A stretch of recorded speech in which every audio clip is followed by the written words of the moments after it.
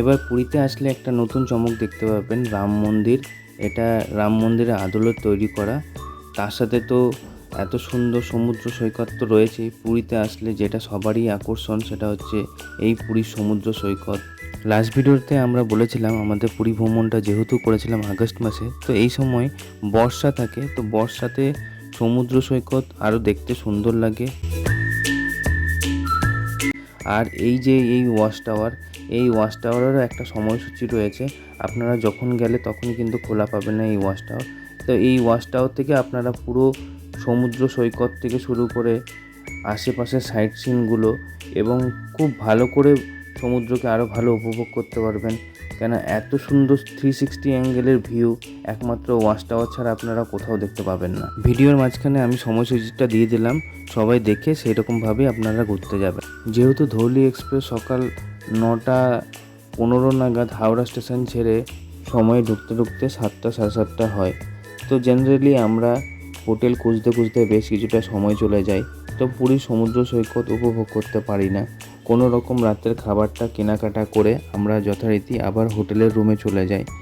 রাতটুকু rest নিয়ে সকালবেলায় ব্রেকফাস্টটা সারার পর আমরা আবার যথারীতি পুরীর সমুদ্র সৈকতে চলে আসি, পুরীর সমুদ্রতে এসে আরেকটুকু আনন্দ খুঁজে পাওয়ার জন্য। এবং এইখানে আসলে আপনারা নট অনলি শুধু সমুদ্র, তার সাথে সাথে বিভিন্ন অ্যাক্টিভিটিগুলোও করতে পারেন, যেমন হর্স রাইডিং, এইরকম উটে চড়েও আপনারা আশেপাশে জায়গাগুলি ঘুরে দেখতে পারেন।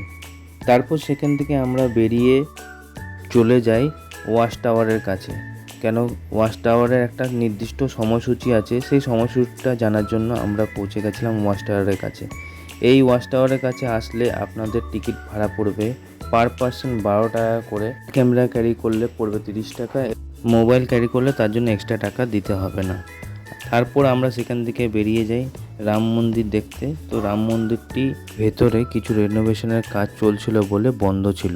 সেখান থেকে বেরিয়ে আমরা রুমে এসে একটু রেস্ট নিয়ে ফ্রেশ হয়ে আবার বেরিয়ে পড়ি সমুদ্র সৈকত উপভোগ করতে। উটে চেপে আশেপাশে জায়গাটা একটু ঘুরে নিলাম, বেশ ভালোই লাগলো। জনপ্রতি 12 টাকা টিকিট কেটে আমরা চলে আসি ওয়াচ টাওয়ারে। অনলাইন এবং অফলাইন দুভাবেই আপনারা কিন্তু টিকিট কাটতে পারেন এখানে এসে।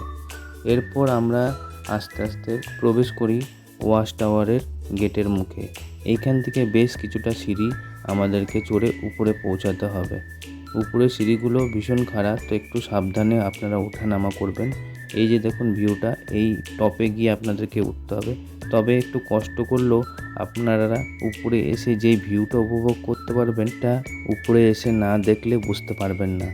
এই যে এত সুন্দর ভিউ, এইখান থেকে স্পষ্টভাবে পুরীর জগন্নাথ টেম্পলটা দেখতে পাওয়া যাচ্ছে। এই যে দেখুন দূর থেকে এই যে পুরীর জগন্নাথ টেম্পলটা, এখানে পুরো স্পষ্টভাবে আপনারা কিন্তু দাঁড়িয়ে থেকে উপভোগ করতে পারবেন।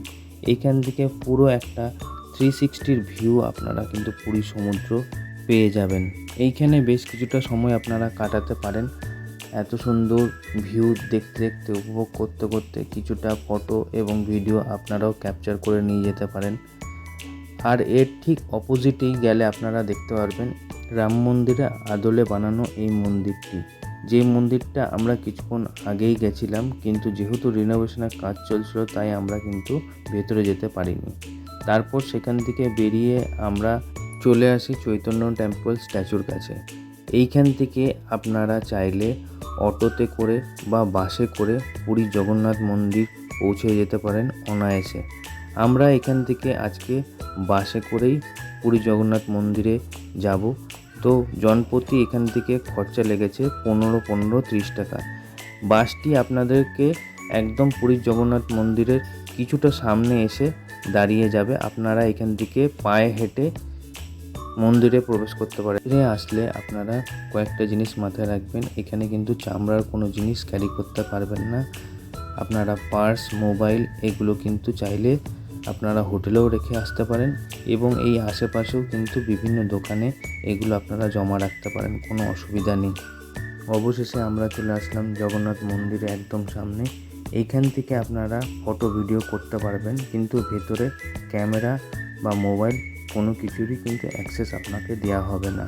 তো আপনারা এইখান থেকে আপনারা ফটো ভিডিও যা করার করতে পারেন, কোনো অসুবিধা নেই। পুরী জগন্নাথের মন্দিরে আসতে গেলে আপনারা 4টে দুয়ার পাবেন: সিংহি দুয়ার, অশ্ব দুয়ার, ব্যাঘ্র দুয়ার এবং হস্তি দুয়ার।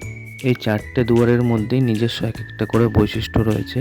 তো আপনারা যদি জানেন একটু আমাদের কমেন্ট করে জানাবেন কোন দুয়ারটা দিয়ে যাওয়া পুরী জগন্নাথ মন্দিরের কাছে ভালো। অবশেষে আমরা মন্দিরে প্রবেশ করে পুজো দিয়ে ফিরে আসি হোটেলে।